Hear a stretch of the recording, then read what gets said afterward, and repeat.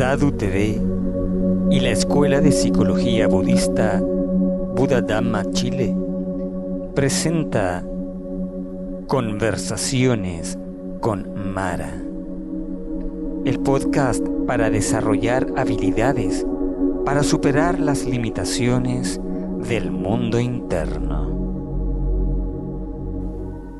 Muy buen día y bienvenidos a nuestro programa Conversaciones con Mara.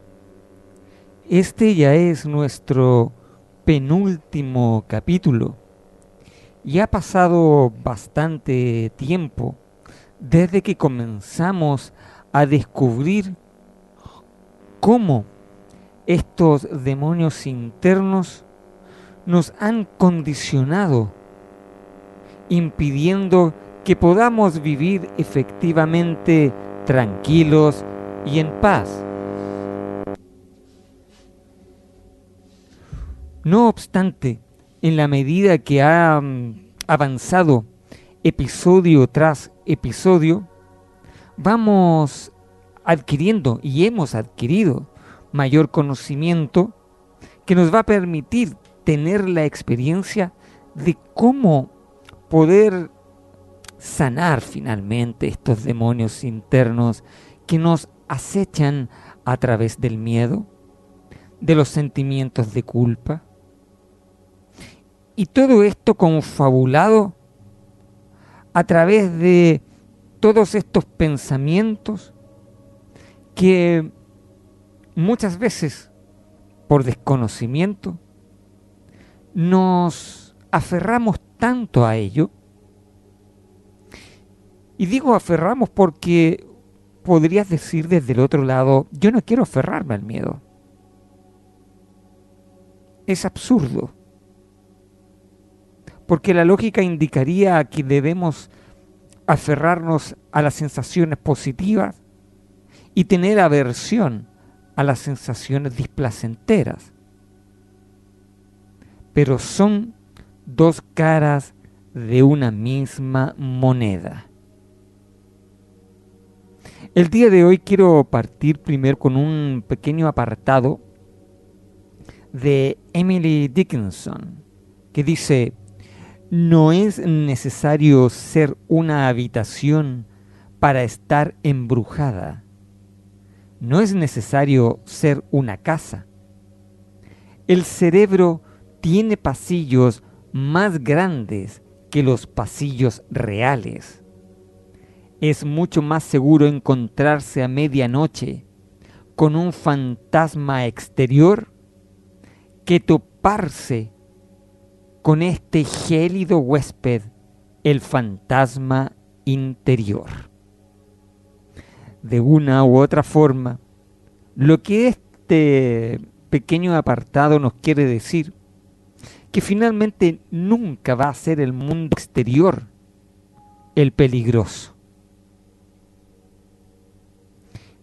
Porque el mundo exterior es peligroso en función de quién lo percibe. No obstante, el mundo interior es el conflicto real. Porque el mundo exterior es una percepción subjetiva de tu mundo interior. Esto es clave, porque nosotros somos capaces de ver el mundo exterior o en el mismo prójimo solamente lo que tenemos dentro. Es decir, que si no tengo conflicto en mi corazón, no voy a poder percibir el conflicto en otras personas. Si tengo odio en mi corazón, va a haber odio hacia otra persona. O voy a percibir el odio también hacia otra persona. Por eso también se llama en este pecar por ser ingenuos. ¿Qué significa pecar por ser ingenuos? Que es más que nada, no es un pecado, sino propiamente tal, es una forma de decir en respecto a la forma en la que nuestro desconocimiento hace que nosotros caigamos en las redes de otros, por ser justamente ingenuos.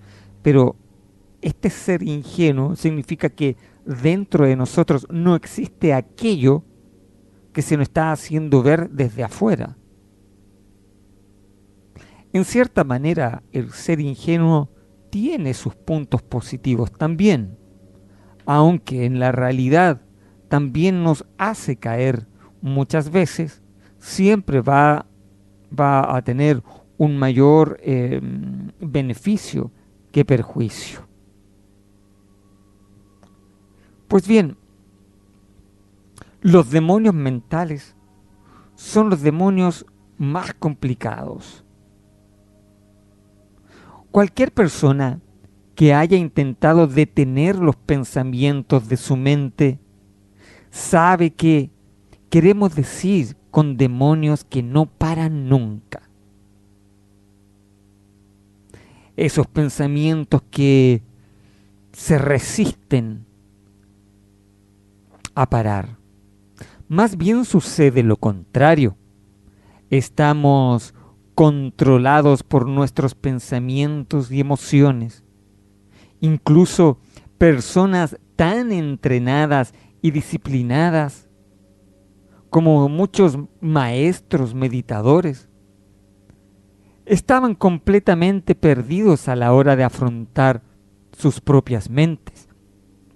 Al igual que la franja de noticias debajo de un noticiero o de los telediarios en la pantalla de televisión, la mente no para. Puede que incluso tú que te encuentras al otro lado, te puedes dar cuenta que tu mente no para. Estos pensamientos y emociones no se producen como reacción a ningún estímulo directo exterior, pero pueden hacer que hagamos todo tipo de cosas. Están vinculados con lo que llamamos neurosis o complejos internos, e incluyen demonios como la ira, la ansiedad, el perfeccionamiento, la paranoia, la vergüenza, la depresión y la falta de autenticidad. Aunque este manojo de ejemplos apenas representa el amplio ámbito de las posibilidades de los demonios que hay en la mente humana. Si tenemos el demonio interior de la depresión, por ejemplo, sin que importe cómo también las circunstancias externas, seguiremos deprimidos. Estaremos deprimidos incluso en ausencia de un acontecimiento triste o una pérdida, como una muerte. Un estado de perplejidad en el que seguimos adelante, pasando de un día al otro, es un demonio de la mente de confusión. Cuando poseemos dicho demonio y no podemos decidir qué hacer, y dudamos de nosotros mismos, se trata de un demonio de la autoduda. Otro demonio interior lo constituye la obsesión, en el que pensamientos y fantasías están fuera de control. También podemos tener un demonio de timidez que hace difícil que nos comuniquemos con otras personas.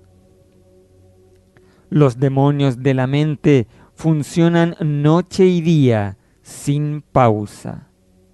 Al darnos cuenta e identificar estos mensajes internos y los diálogos que tenemos con nosotros mismos, podemos volvernos conscientes de nuestros demonios interiores y también de liberarlos.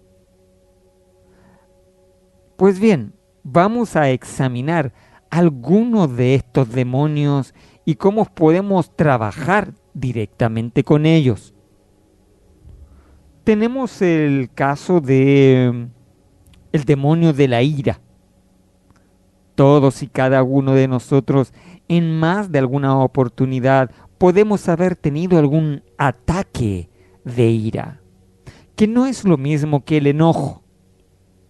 El enojo puede ser un estado previo, donde si entrenamos a nuestra mente al estar constantemente enojados, probablemente vamos a estar generando un caldo de cultivo para el demonio de la ira. El demonio de la ira es más complejo, pero se nutre del enojo común. La ira nace primero de la frustración. Por lo tanto, para que tengamos frustración, significa que debemos haber tenido algún apego, alguna idea o alguna creencia en particular. Y al generar la frustración, nace el enojo y del enojo la ira. Por lo tanto, cada vez que nosotros podamos estar enojados o con algún ataque de ira, debemos preguntarnos no el por qué estoy enojado, sino que la pregunta debe ser, ¿cuáles son mis deseos frustrados? Esta pregunta es clave para resolver la causa real de la ira desatada. La ira puede nacer de un intercambio con alguien o de una frustración en relación con los acontecimientos u objetos. Por ejemplo, alguien que está esperando tal vez haya olvidado la cita, o alguien cercano a nosotros dice algo que nos hiere. También puede surgir de la nada, en cuyo caso se trata de un demonio interior de la ira. Sin motivo nos levantamos enfadados, damos una patada a lo primero que se encuentra a nuestro alrededor. La ira es una de las emociones más destructivas. Unas pocas palabras iracundas pueden destruir una amistad larga o cortar una relación familiar. Pero también aquí hay un suceso interesante, porque para evitar lastimar a otras personas a través de la ira, muchas veces también bloqueamos la emoción y nos guardamos la ira. Y en este caso, al no manifestar la ira, lo que ocurre es que nos envenenamos con nuestro propio caldo de cultivo. Porque la ira no desaparece, sino que te empiezas a frustrar contigo mismo.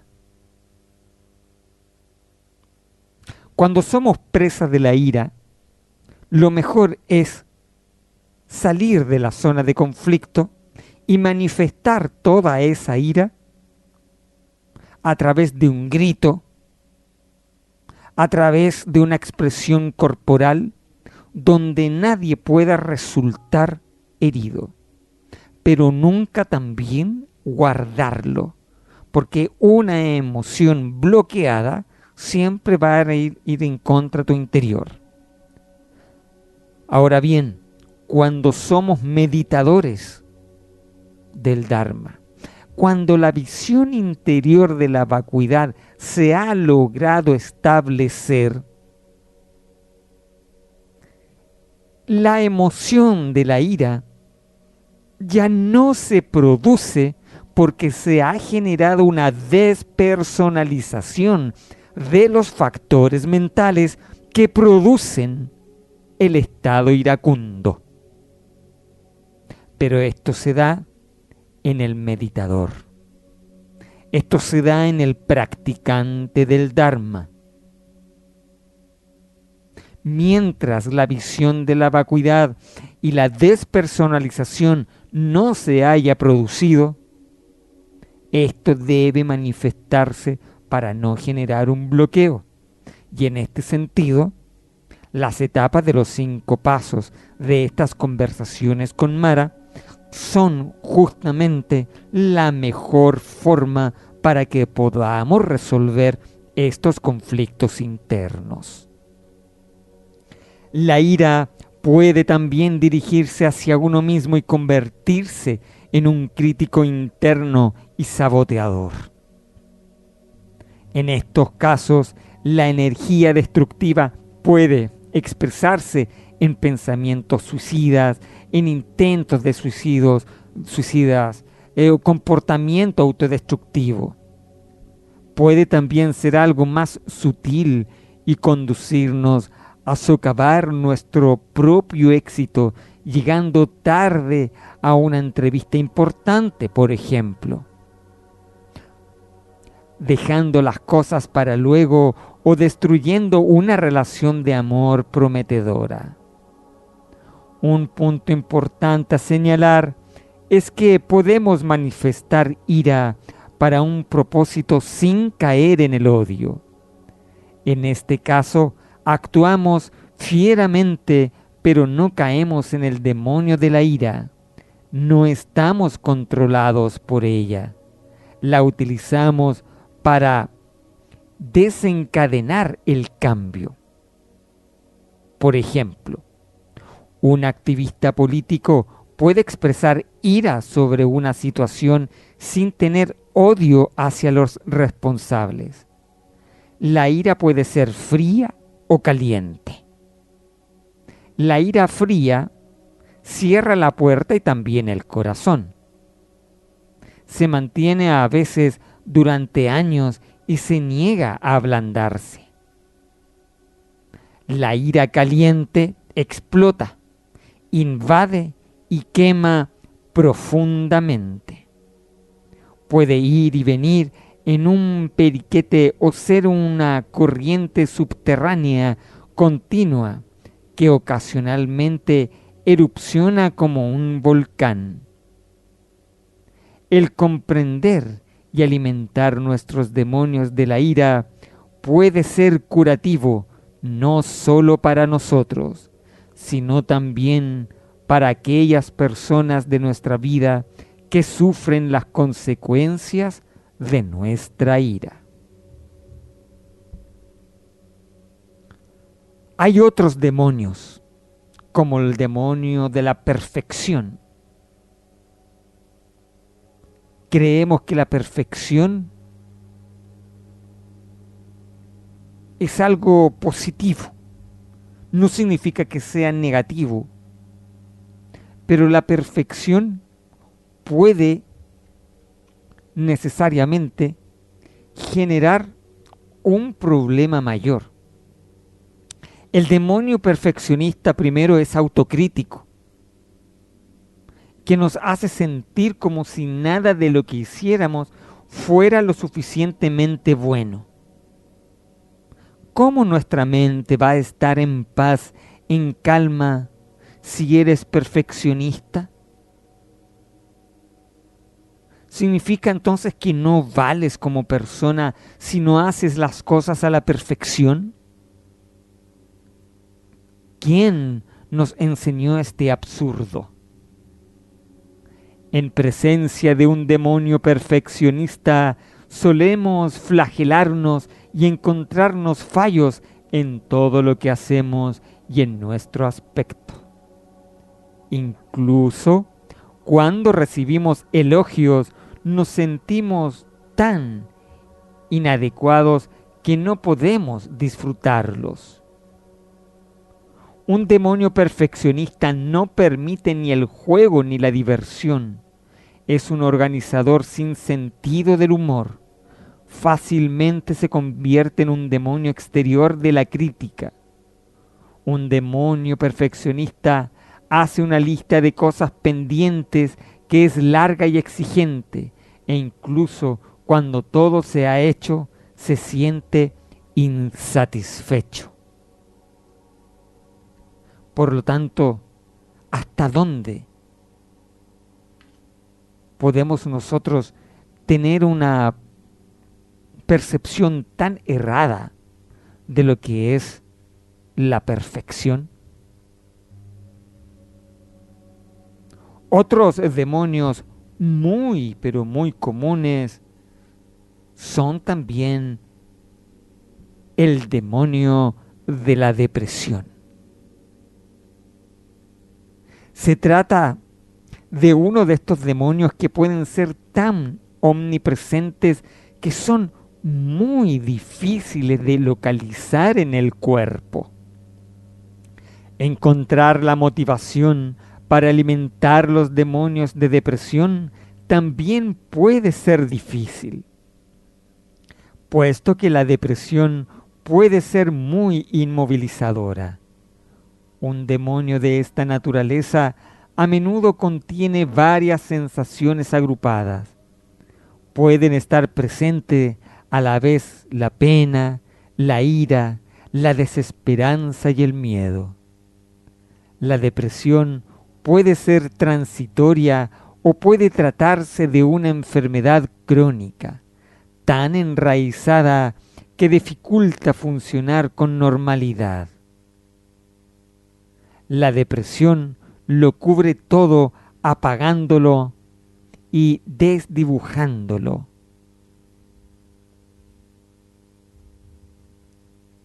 Podemos pasar días, semanas o incluso años bajo el control de estos demonios.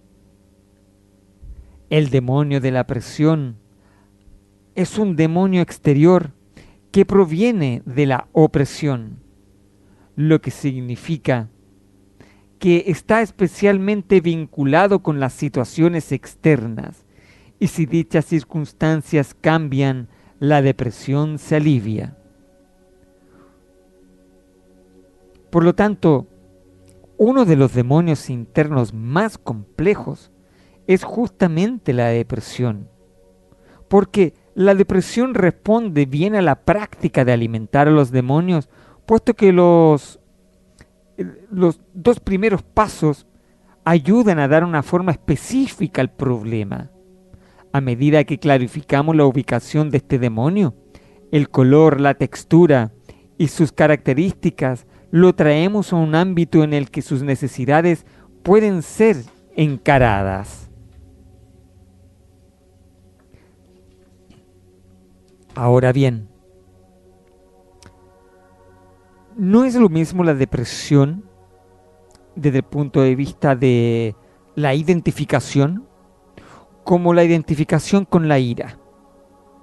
La ira, por ejemplo, este demonio, lo podemos identificar fácilmente, pero el demonio de la depresión es tan sutil, es tan difícil de detectar, que a veces lo podemos incluso confundir con un estado de paz subjetiva, de una tranquilidad subjetiva. Te encuentras no iracundo, no sobreexaltado, te encuentras en calma, pero detrás de esa calma hay un estado de depresión. Por eso que es difícil, es muy difícil el poder identificar un estado de depresión, a no ser de que este estado de depresión te tire directamente a la cama, que no salgas de los espacios cerrados, que no quieras salir, que tengas llanto fácil, que vivas, ¿cierto?, lamentándote constantemente. Ahí lo podemos identificar más fácilmente. Pero en las primeras etapas de la depresión es muy difícil poder identificarla. Es, de hecho, junto con el miedo, dos estados muy difíciles de identificar. Tenemos también otros demonios, como el demonio de la ansiedad. Piensa durante un par de segundos. ¿Qué es lo que te mantiene ansioso? Puedes haber hecho ya una lista. O puedes que no hayas logrado identificarlo porque te encuentras ansioso. La ansiedad pertenece a una ramificación del miedo. Ansiedad y miedo van tomadas de la mano. La ansiedad es el miedo a que suceda algo malo en el futuro. Tal vez violento, un accidente o una pérdida repentina. Por lo tanto, un estado ansioso significa que la mente vive proyectada en el futuro. Esto es muy normal que ocurra cuando no meditamos, porque la meditación enraiza al momento presente. Existen muchas formas de ansiedad, incluso ataques de pánico. Los ataques de pánico son la máxima manifestación de un estado de ansiedad. Por lo tanto, dejar la mente suelta es lo peor que hacemos o que podemos hacer, porque le damos y le permitimos a la mente que vaya creando potenciales ansiedades que de una u otra manera en algún momento pueden terminar en un ataque de pánico. Los comportamientos obsesivos compulsivos, por ejemplo. Las distintas clases de fobia. La ansiedad afecta a más personas que la depresión. Aproximadamente, si hablamos en nuestro país, gran parte de la población sufre de depresión. No es algo ajeno, indistintamente que también hay factores climáticos. Por ejemplo, en las zonas más nórdicas del planeta, como en las más australes, la depresión también aumenta, que es por falta de exposición solar. Entonces, cuando se une el factor ambiental con el factor psicológico, no cabe la menor duda de que se puede disparar una depresión y un estado ansioso posteriormente. Sobre todo, si indistintamente que estemos depresivos o no, la mente se ancla al momento futuro, porque aquí hay que distinguir algo.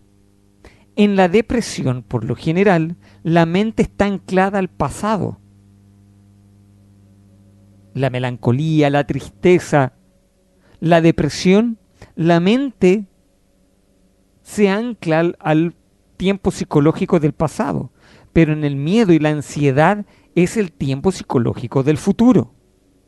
Entonces, indistintamente, cuando nosotros meditamos todos los días, indistintamente si estoy deprimido o estoy ansioso, la mera meditación con el hecho de anclarme al momento presente permite que no se desarrolle este tiempo psicológico de futuro y de pasado. Por lo tanto, todos los estados ansiosos o depresivos suelen resolverse del mismo modo. Ahora bien, esto desde el punto de vista de la meditación para poder desarraigar el mal entrenamiento que hemos tenido a través de esta dispersión mental. Pero por otro lado, la aplicación de los 5 pasos de estas conversaciones con Mara nos va permitiendo también resolver los problemas a un nivel meramente cognitivo.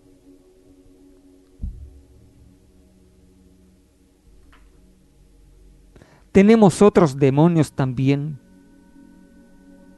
como los demonios de euforia.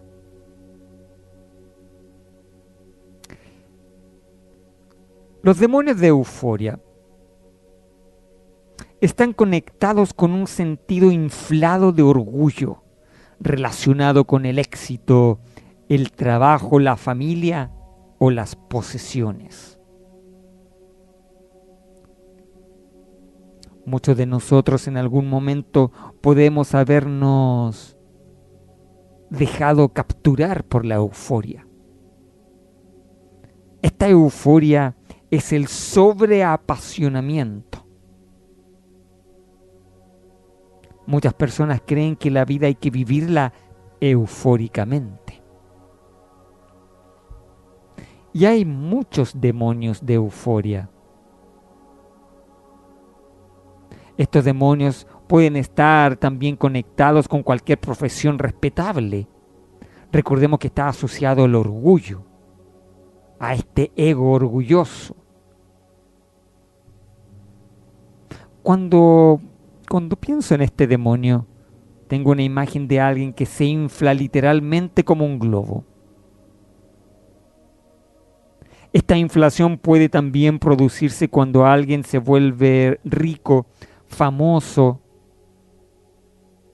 o cuando se apega a sus logros profesionales y materiales, desarrollando una sensación de autoimportancia y de merecer un trato especial.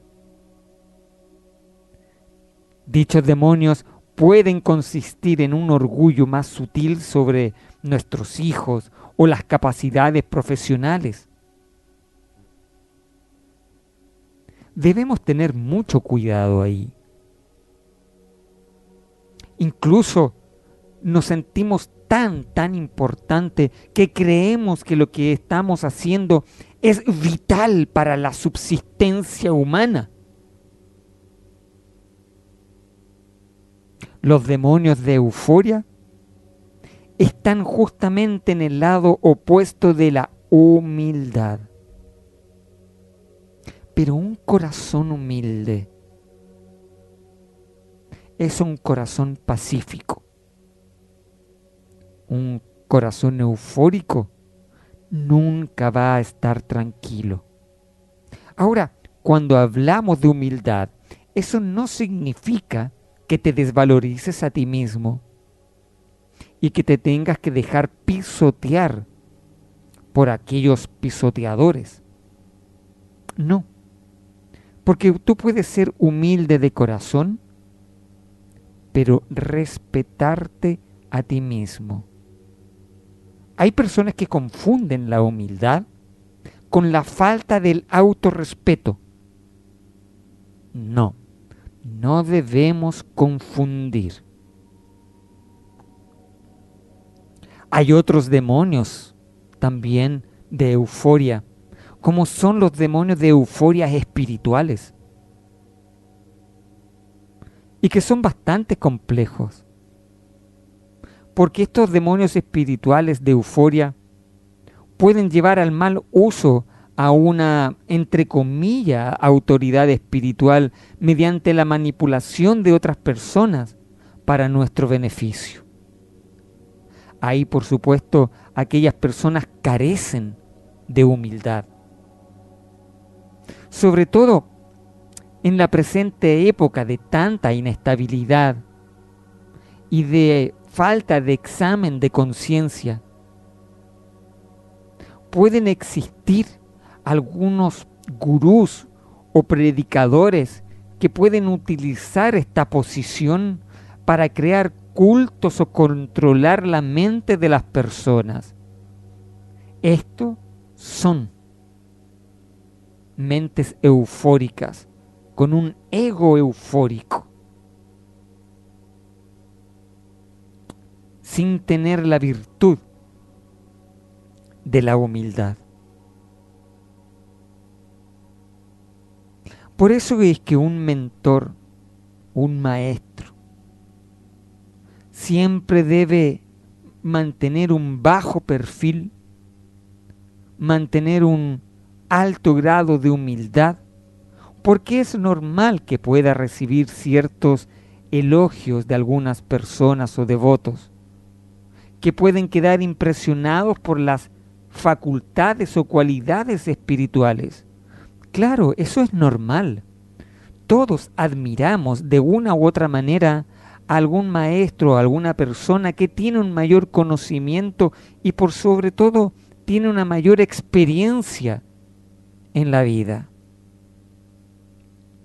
Pero aquí hay una doble responsabilidad, porque nuestra mayor admiración debe estar en la admiración de un corazón bondadoso y humilde. Ahí debe estar nuestra admiración. Pero por otro lado, quien reciba aquellos elogios debe también estar dotado de esta humildad, porque o si no, se conduciría a la inflación del ego. Estos demonios espirituales son muy normal que ocurran en cualquier persona. Usted puede practicar yoga, puede practicar tai chi, puede practicar cualquier disciplina, puede practicar reiki, puede practicar lo que usted quiera, pero todo este tipo de conocimiento de índole espiritual, de índole cuerpo-mente,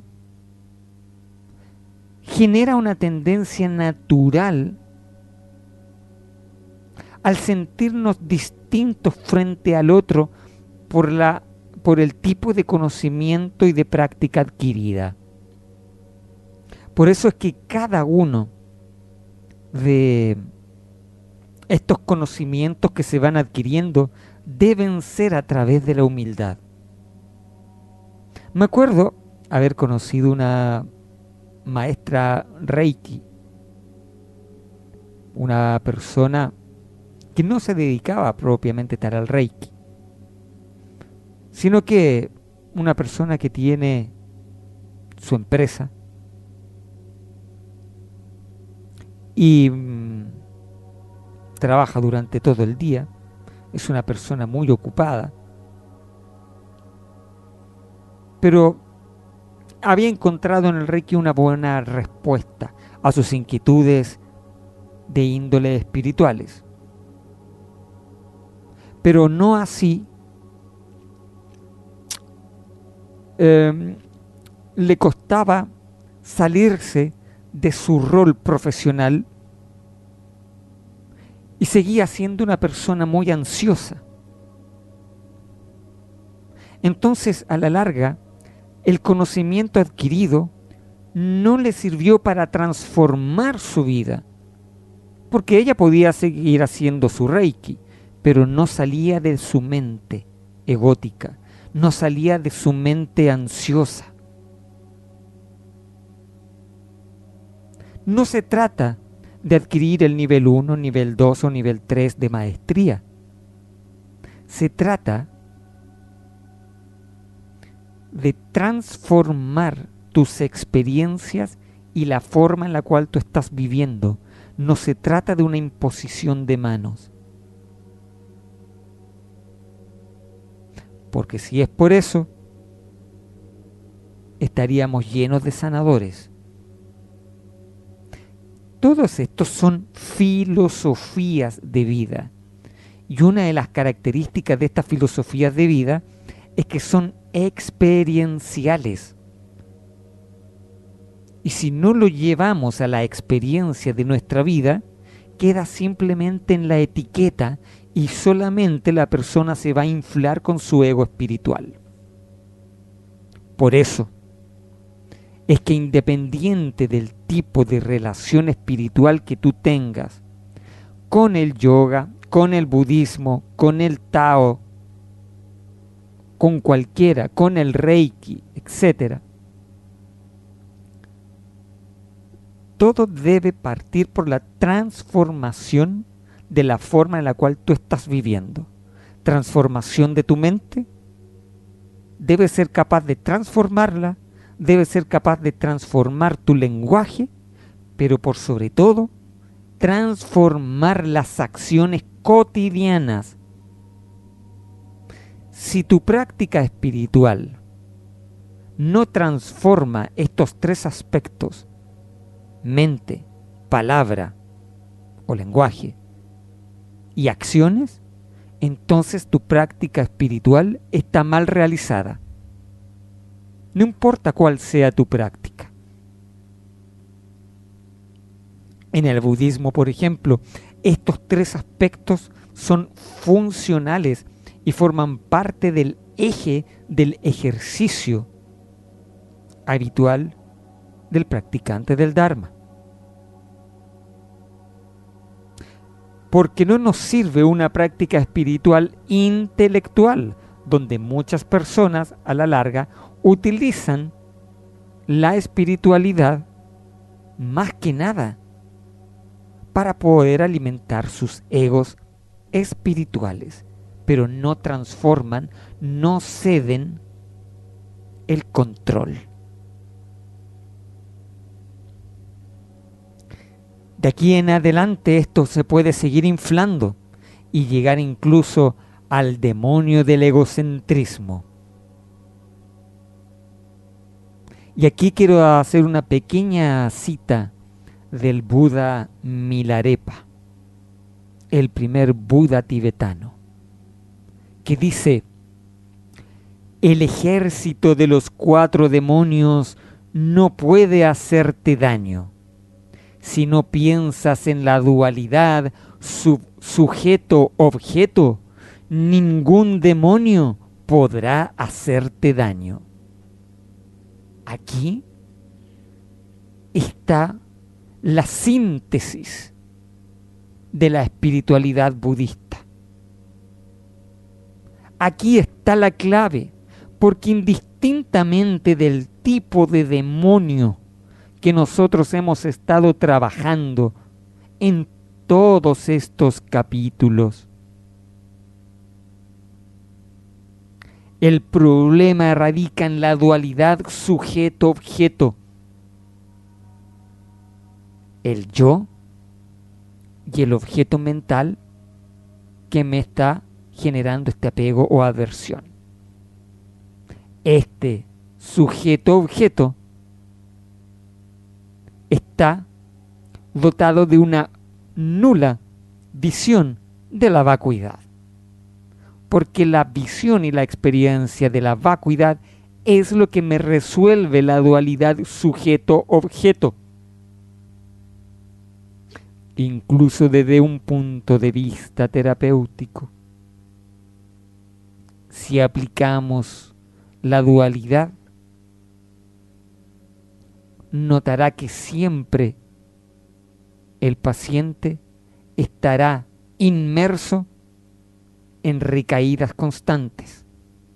No obstante, si reconoce la experiencia, y me refiero a la experiencia de la vacuidad y no la mera concepción de la vacuidad, entonces la dualidad sujeto-objeto desaparece. Y es así. Cuando Milarepa vivía en una cueva haciendo un largo retiro, la historia dice que un demonio femenino decidió poner prueba su realización. Pidió ayuda a otros demonios y un día a medianoche atacaron de pleno a Milarepa. Al principio él se asustó y llamó a su maestro, la deidad y sus protectores, para que lo ayudaran.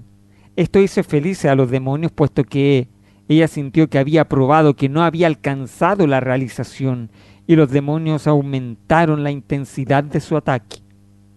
De repente Milarepa recordó las enseñanzas sobre la naturaleza de la mente que había recibido de su maestro Marpa, instrucciones sobre el vacío inherente de sí mismo y de los fenómenos. Recordó que el poder de los demonios dependía únicamente del apego del ego. Tan pronto lo recordó, cambió su actitud completamente y ofreció su cuerpo a los demonios del mismo modo que se hace a través de los 5 pasos.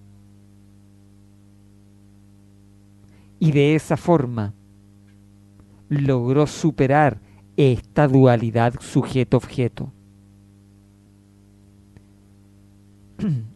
Por lo tanto, la misma experiencia de los grandes maestros nos habla de que ellos se enfrentaron a sus propios demonios internos.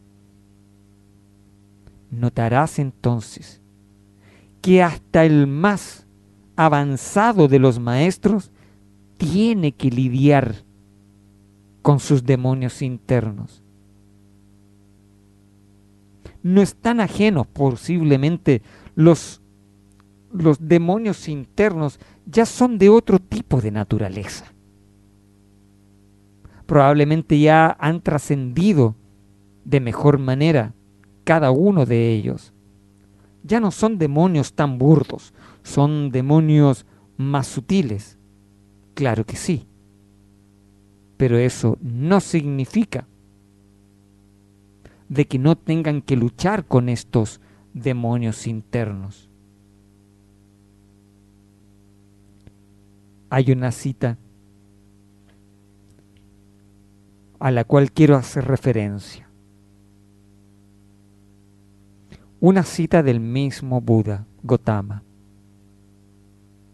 que dice: viendo la aterradora transformación del ejército de Mara, el puro ser los reconoce como un producto de la ilusión.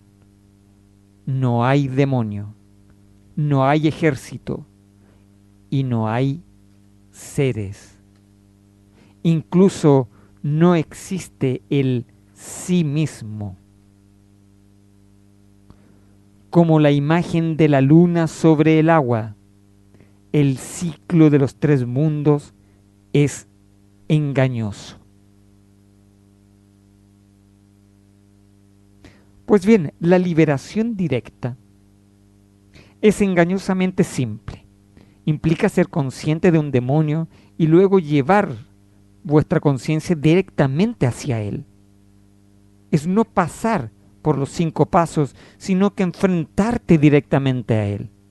Ya cuando los 5 pasos tú lo has logrado asimilar correctamente, ya podrás hacer lo que llamamos una liberación directa, que es el equivalente energético de girar un velero directamente hacia el viento al navegar. El velero se detiene puesto que su fuerza se ha visto neutralizada. Del mismo modo, si giramos nuestra conciencia directamente hacia la emoción deja de desarrollarse. Ahí está la clave. Lo que significa que lo que estamos analizando o pensando sobre ello, sino que nos giramos hacia ello con una conciencia clara. Llegados a este punto, si somos capaces de hacer esto correctamente, el demonio será liberado al instante y desaparecerá ahí mismo. La técnica de la liberación directa es comparable a estar asustados de un monstruo en la oscuridad y encender la luz. Cuando la luz se enciende, vemos que no hay monstruo alguno. Hacemos brillar la luz de la conciencia sobre el demonio y éste desaparece. ¿Cuándo lograremos este punto? Esta liberación directa, mientras más utilices la meditación, más fácil podremos utilizar la liberación directa sin los 5 pasos. Utilizar la liberación directa sin ser entrenados en la meditación es un riesgo, porque nos podemos identificar con estas emociones y podemos retraumatizarnos. Por lo tanto, todo esto es un adiestramiento. Adiestrando la mente gradualmente, nos volvemos cada vez más capaces de hacer esto cuando surge un demonio. Tal vez estemos conduciendo hacia la ciudad pensando sobre algo que tiene que ver con nuestros hijos, cuando empezamos a preocuparnos y nos inquietamos. En ese instante tenemos que hacer una pausa y reconocer, oh, estoy quedando atrapado en esta emoción. Luego podemos mirar directamente la energía de la preocupación, yendo hacia ella en lugar de dejarnos arrastrar. En ese momento se disolverá, dejándonos desencadenar en la espaciosa conciencia que se abre naturalmente en su lugar. La liberación directa es el punto más elevado de los 5 pasos. Utilizar la liberación directa cuando los 5 pasos ya lo podáis haber realizado en su plenitud, con cada uno de los demonios internos que aparezcan constantemente en vuestras vidas. La liberación directa también se produce cuando practicamos el vernos a nosotros mismos y al mundo como si estuviéramos viviendo en un sueño lúcido, o sea, soñando y dándonos cuenta que soñamos al mismo tiempo. Cuando reconocemos la naturaleza ilusoria parecida al sueño de nuestra experiencia del mundo, los demonios se liberan sobre la marcha, lo que no quiere decir que seamos vagos o estemos colgados, sino que nos tomamos las cosas más a la ligera, viéndolas en un contexto de espaciosidad. Cuando nos damos cuenta de que la mayoría de nuestras experiencias son una fabricación de la mente, no hay demonio que alimentar. Dicho de una u otra manera, el día en que la visión de la vacuidad sea una experiencia real en nuestras vidas a través de la meditación, no habrá ningún demonio interno que nos esté perjudicando. Habremos sido liberados de nuestra propia mente y podremos vivir en paz. Podemos aprender gradualmente a practicar la liberación directa, pero es importante no abandonar demasiado pronto los 5 pasos de la práctica de alimentar a nuestros demonios, ni menos aún nuestra práctica habitual y diaria de la meditación, tanto de calma mental como de introspección, porque son los que sostienen todo el trabajo posterior que cada uno de nosotros hacemos. Trabajar con los 5 pasos es muy importante a la hora de articular y liberar a nuestros demonios. La liberación directa exige una conciencia sofisticada y una práctica de meditación profunda. Realizar entonces la liberación directa cuando vuestra práctica sea profunda en todos los aspectos. Amigos del Dharma, hemos llegado al final de nuestro penúltimo capítulo. La próxima semana tendremos nuestro último capítulo y posteriormente quiero dejarlos cordialmente invitados a una larga producción, por así decirlo, humildemente hablando, que serán las cápsulas de paz, que son mini programas de media hora. No obstante, realizaremos en 1 hora 2 programas con estas pequeñas cápsulas para poder transformándonos hacia una vida pacífica y que la vamos a transmitir también a través de este medio, y lo tendremos también subido en diferido para que lo puedas escuchar constantemente. De esta manera, así es como hemos ido pasando entre programa y programa, pero todos estos quedan respaldados oportunamente en la misma radio para que todo este material pueda servirte como un material de apoyo a vuestra propia práctica espiritual. Amigos del Dharma, Gracias por estar ahí escuchando al otro lado. Nos vamos a estar viendo pronto. Que tengas muchas bendiciones, un feliz fin de semana y nos vemos pronto. Sadhu TV y la Escuela de Psicología Budista Buddha Dhamma Chile presentó Conversaciones con Mara. La próxima semana, un nuevo episodio con esta valiosa estrategia de sanación interna.